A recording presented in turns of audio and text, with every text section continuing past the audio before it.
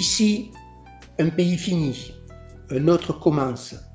Entre Provence et Dauphiné, Sisteron est une porte où la citadelle dresse fièrement ses enceintes. Son lumineux perchement, le déploiement de ses bastions, tant au midi qu'au nord, son chemin de ronde, où flottent les couleurs de Sisteron, au gré d'un vent presque éternel, fascine le voyageur du Val de Durance et l'invite à visiter cette forteresse qui barre la vallée.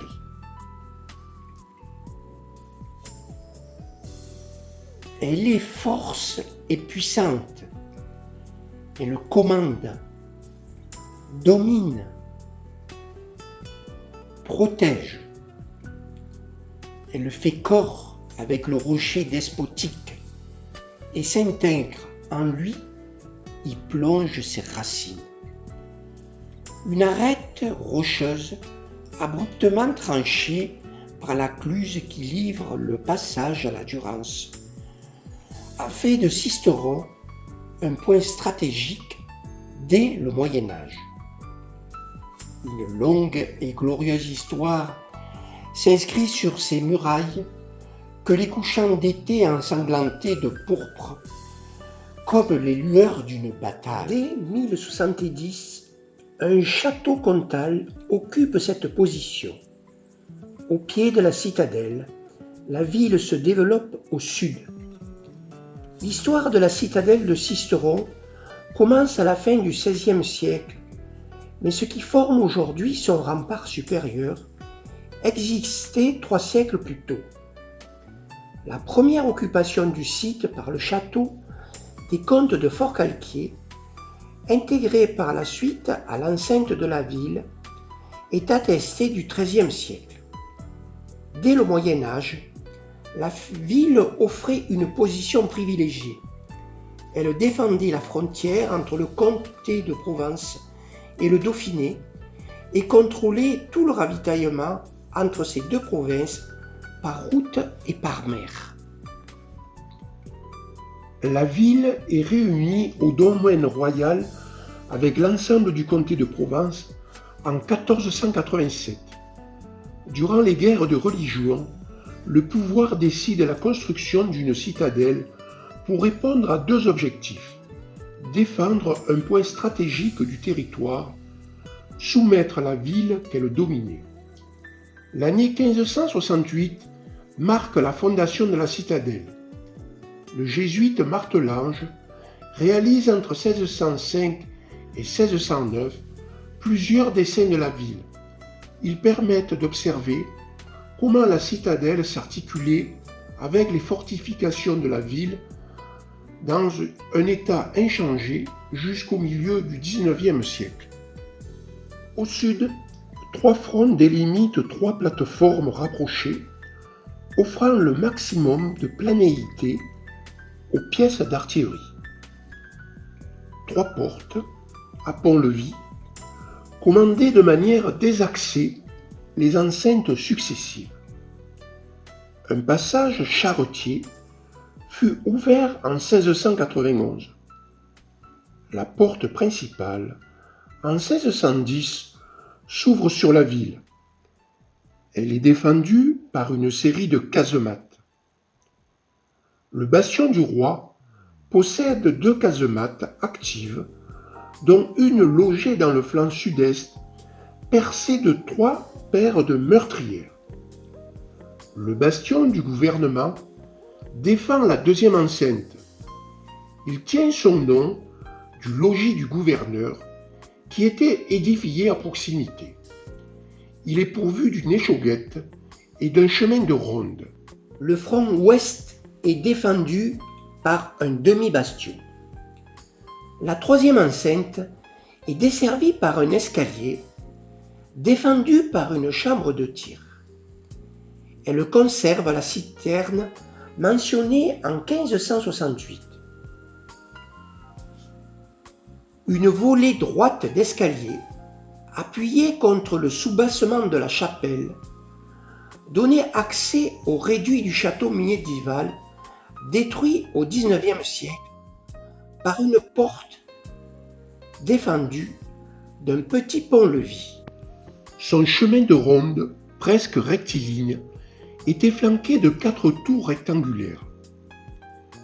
Il s'élève sur une série d'arcades, formant des contreforts venus élargir le rempart médiéval en 1691. Le donjon et le rempart supérieur datent du XIIIe siècle. On y retrouve la prison qui reçut en 1639 le prince Jean-Casimir Wasa, qui deviendra roi de Pologne en 1648.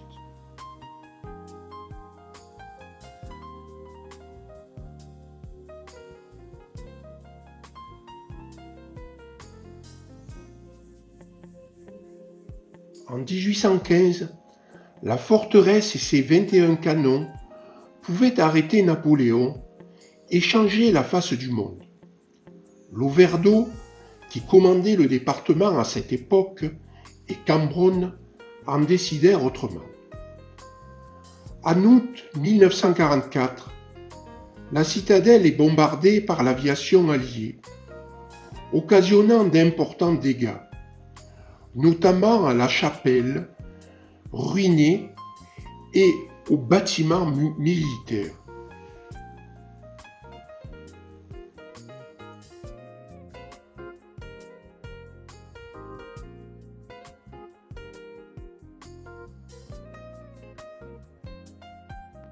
Entre ciel et rocher, faisant suite au donjon, Notre-Dame du Château vous accueille.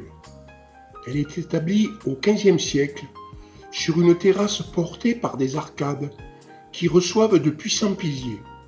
Son vaisseau de 2 travées ouvre sur un chœur inondé de la lumière de 7 fenêtres. C'est le beau gothique, finissant dans les nervures, s'ornant d'un méplat. Allons maintenant découvrir la face nord. À partir de 1820, 2 préoccupations majeures vont influer sur la logique de défense de la citadelle. La première était l'absence de communication entre la citadelle et le pont de la Durance. La seconde était la vulnérabilité du front sud-ouest. Une solution préconisée pour connecter la citadelle à la ville basse consiste à créer un fortin à l'aplomb de la porte du Dauphiné, la guérite du diable, et à percer dans l'escarpement rocheux un escalier-tunnel de 258 marches pour faire communiquer ce réduit à la citadelle. L'organisation de l'enceinte nord fut entièrement reconsidérée. La porte nord fut doublée par un ouvrage formant un sas à la citadelle. La citadelle dispose de 8 échauguettes, guérites en pierre, placées en encorbellement à l'angle des murailles, permettant de surveiller tous les abords de l'ouvrage. Au niveau le plus haut, un chemin de ronde à visée de tir, ponctué de murs de traverse, qui permettait, en cas d'assaut, de protéger la retraite des soldats fut construit.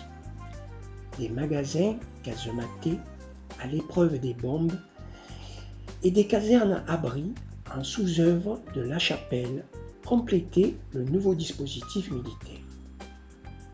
Seule construction attribuée à Vauban, le magasin à poudre de plan rectangulaire avec sa cave refaite en 1928, la ville fit l'acquisition de la citadelle et fait aménager un théâtre de verdure au milieu de l'enceinte nord. Le front ouest est défendu par un demi-bastion attesté sur le plan de Vauban en 1692. Destiné à abriter des batteries de canons, son parapet est constitué d'une maçonnerie épaisse, mais il reste le plus vulnérable car le relief est faiblement escarpé. Conjuguant l'héritage d'une fortification urbaine médiévale et les innovations architecturales de l'ingénierie militaire de la fin du XVIe siècle et du début du XVIIe siècle, la citadelle constitue un catalogue des meilleurs dispositifs militaires adopté au cours de son histoire. Et puis, de là-haut, ce donjon qui veille sur ces deux pays, la vue court inoubliable du Pelvoux enneigé au plateau de Valençol, où les épis et les lavandes mouvants tissent une mer azurée.